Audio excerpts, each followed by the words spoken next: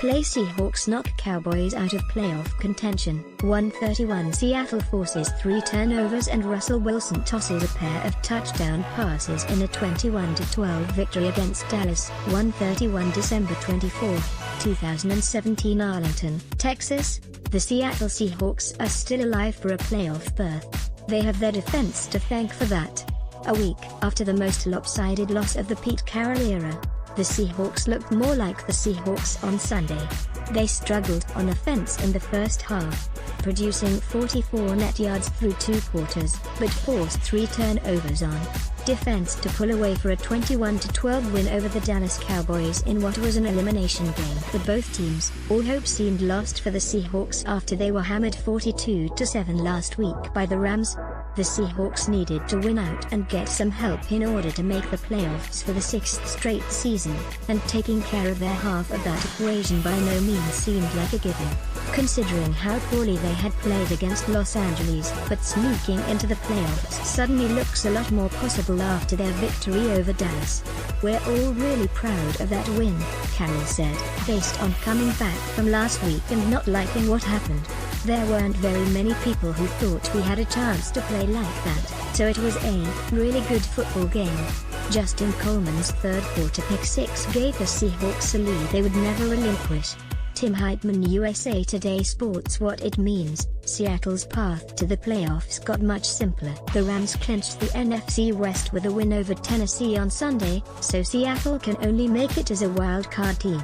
The Seahawks still need to beat Arizona next week at CenturyLink Field and also need Carolina to beat the Falcons in Atlanta.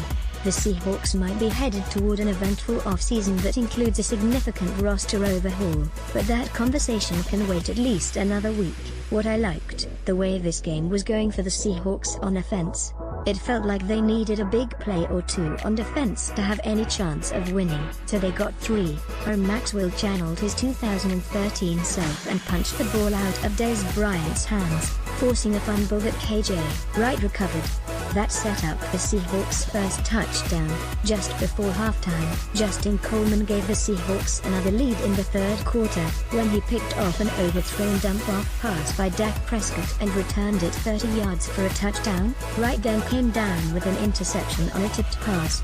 The Seahawks took a 21-12 lead on their ensuing possession when Russell Wilson hit Doug Baldwin for a 6-yard touchdown.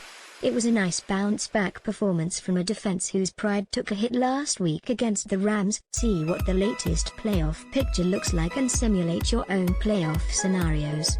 NFL playoff machine. What I didn't like. Not that it should be at all surprising at this point in the season, but the Seahawks still can't run the ball. Mike Davis finished with 25 yards on 15 carries and needed to make a few nifty plays just to avoid would-be tacklers who had penetrated the backfield without much resistance.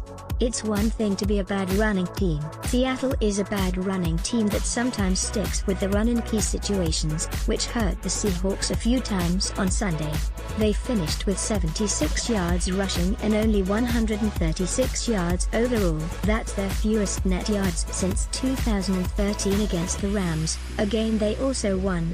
The Seahawks lost 142 yards on 11 accepted penalties, according to ESPN Stats and Information Research. Seattle became the first team since the Eagles in 1966 to win a game with more penalty yards than offensive yards. Fantasy fallout: Jimmy Graham gave the Seahawks their first points with a 3-yard touchdown reception before halftime. That was his only catch of the game, which mirrors how his season has gone, to some degree.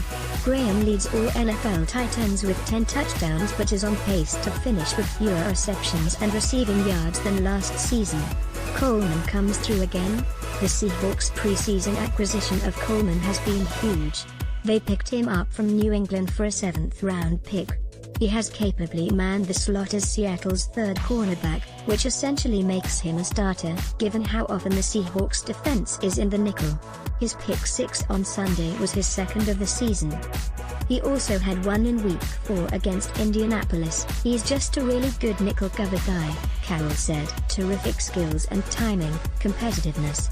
He was battling against some really good guys today and held up really well. What's next? The Seahawks return home to face the Cardinals. who are 7-8 and will have nothing other than pride on the line against Seattle. The Seahawks won the season's first meeting 22-16 in Glendale,